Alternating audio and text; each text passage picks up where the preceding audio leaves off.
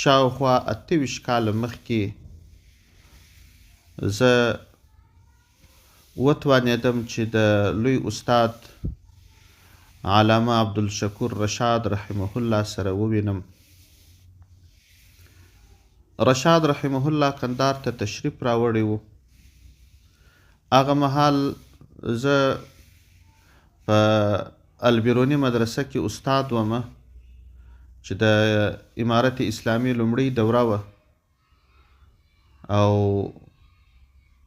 اوس په ظاهر شاهي لیسه باندې یادېږي.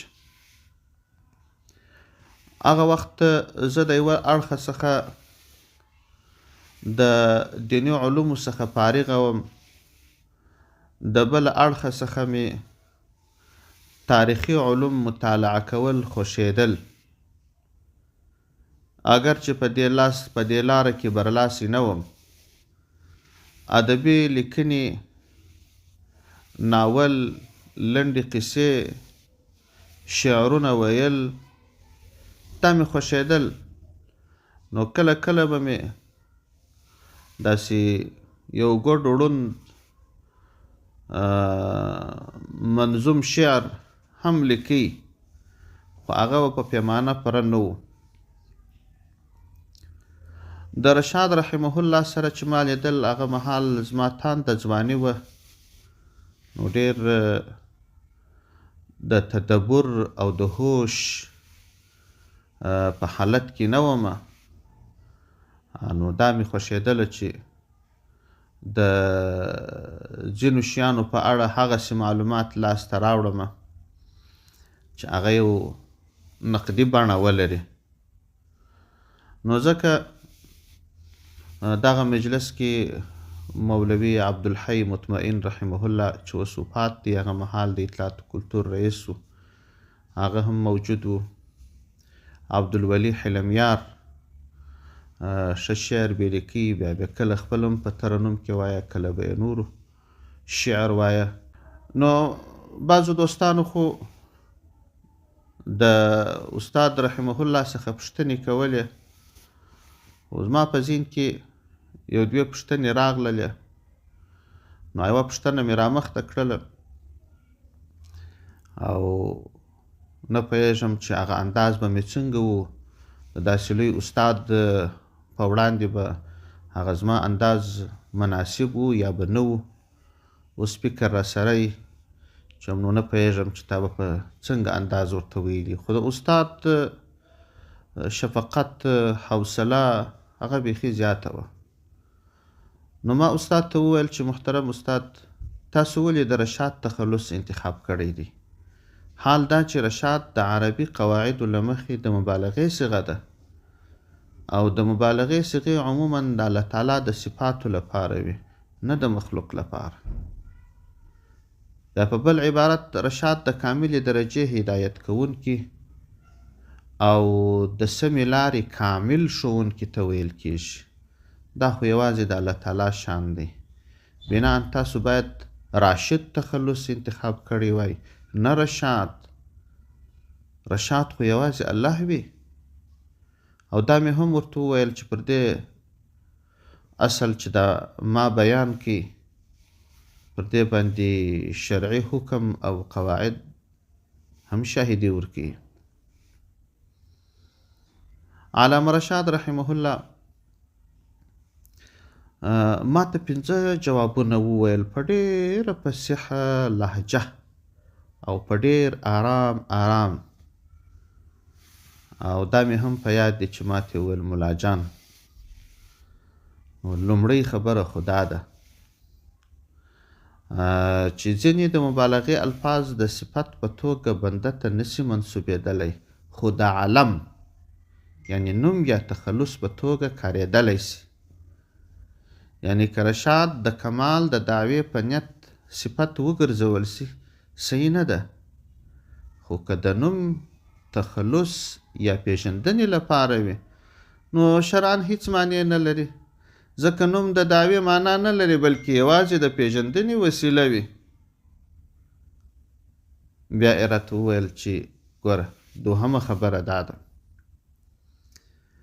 چې د مبالغې صيغه یوازې د الله لپاره د بل چا لپاره نه ده، دا قاعده کلیه نه ده. ځکه په قرآن کریم کې ځینې د مبالغې صيغې دي بندګانو ته منسوبې شوي دي. د مثال په ډول الله تعالی په قرآن عظیم الشان کې جبار لفظ د یو متکبر لپاره صفت ټاکلی دی. جبار دا چې د بې په شد باندې ووایي دا هم د مبالغې صيغه ده.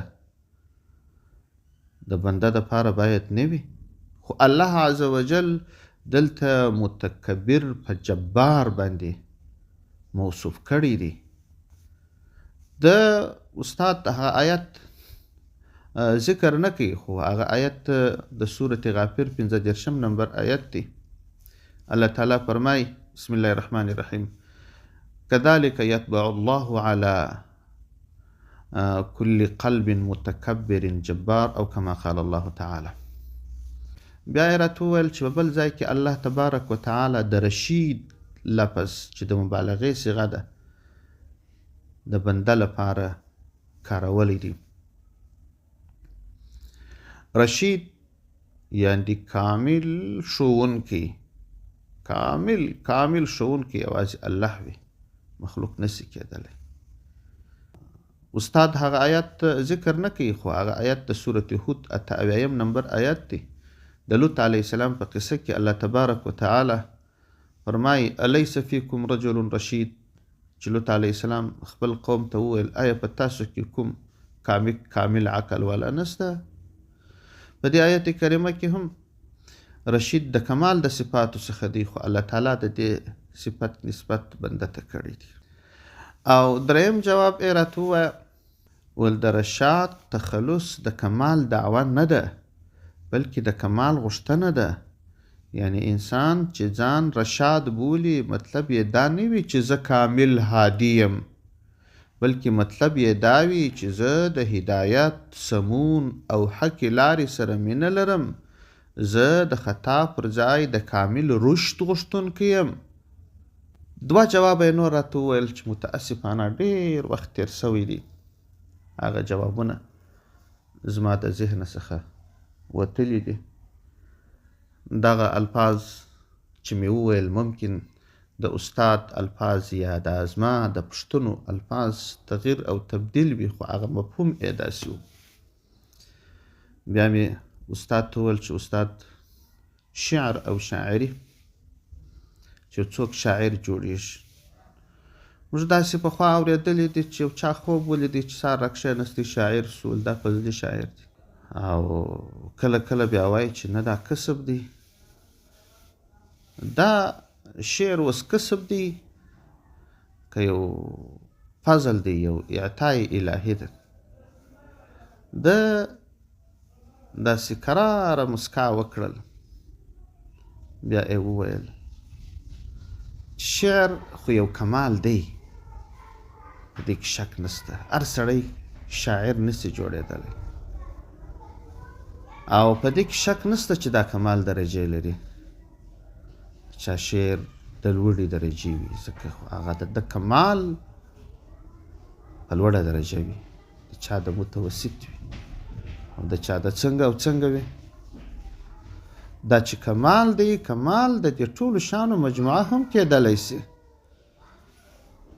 خو که چیرې په یو چا کې ذاتاً دغه کمال موجود نه وي چې هغه فکري ابتکار دی او شوق دی او دغه الفاظو ابتکار دی، د یو نوي ردیف او قافیې ابتکار دی. بیا د دې دپاره ما ته مثالونه وویل. د یو چا ښه اواز وي، څوک نسي ویلی چې دا فضلي دی که کسبي دی. هغه ښه اواز که چیرې دی مقامونو ته یا د تمریناتو په ذریعه کولی سي چې رشد ورکړي، خو په دې کې به ذاتاً دا کمال پروت وي. نو نورې علمي خبرې هم په دې اړه باندې راته وکړلې. الله تعالی دې پر ده باندې خپل خاص رحمتونه نازل کړي.